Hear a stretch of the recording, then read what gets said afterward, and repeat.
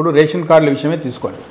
Already మా party వాళ్ళు పోయి ఎవరైతే అధికారులు రేషన్ కార్డులు ఇష్యూ చేయలేదు 10 సంవత్సరాలు అన్న అధికారుల మీద కూడా కేంద్రంలో డిఓపిటి దగ్గర ఫిర్యాదు చేయడం జరిగింది.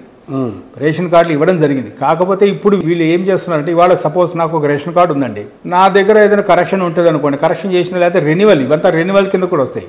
వాళ్ళు చెప్పాల్సింది ఏంటంటే ఎన్ని కార్డులు రెన్యువల్స్ చేశారు, ఎన్ని కార్డులు ఫ్రెష్గా ఇచ్చారు, ఈ 2 ఫిగర్స్ సెపరేట్ చేసి చెప్పమనండి. చెప్పట్లేదు కదా. ఇప్పుడు మా దగ్గర ఎందుకంటే మేము అడిగిన చోట ఎప్పుడైతే అప్లికేషన్స్ కలెక్ట్ చేశారో వాటికి ఏనెస్ట్గా ఎన్ని అప్లికేషన్స్ వచ్చాయి, ఎన్ని ఇచ్చారు అన్న దానికి వచ్చేవాడికి చాలా తక్కువ వచ్చినాయి. చాలా అంటే చాలా తక్కువ వచ్చినాయి. ఇవాళ నాకు రెన్యువల్ చేసిన దాన్ని కూడా కార్డు ఇష్యూ చేసినట్టు చెప్పుకుంటే నేనేం చేయగలుగుతా?